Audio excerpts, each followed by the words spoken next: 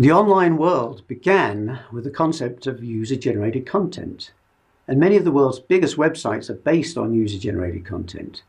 And user-generated content can be a good SEO strategy too. What do I mean by user-generated content? I mean that the visitors to a service or site create the content that appears on the service or site. The early online services, back in the 1980s, the small BBS or bulletin board systems, CompuServe, AOL, Prodigy, and so on, were based on this concept.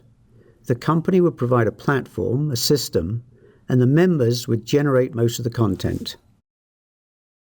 More recently, sites such as Facebook, MySpace, Wikipedia, YouTube, Twitter, LinkedIn, Reddit, StumbleUpon, and so on are all user content-based systems.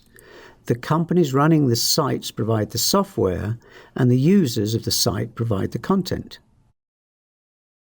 So it's possible to play the same game on your website by providing a way for visitors to the site to post their own content. The most common way to do this is to set up a bulletin board or discussion board system within your site. If you can attract enough people to the site to create a community, a forum, then each time someone writes something in a message, keywords are being added to your site, and as the discussion expands, more keyworded pages are being added.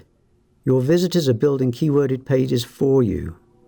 This e-commerce site has more than 25,000 keyworded pages from its forum indexed by Google. Now, this technique is not for everyone, and usually not for a site just starting out. You need critical mass, enough people coming to the site to get the discussion going. However, it's something that's been used very effectively by many sites. If you can make it work, then not only do you get an SEO boost, but you also have people coming to the site for the discussion. One technique that's often used, however, is to, in effect, turn customer support into a conversation, and that conversation will often help in the search engines. Websites providing customer support can have community support areas, for instance. Each time someone asks a question, that's more keyworded content.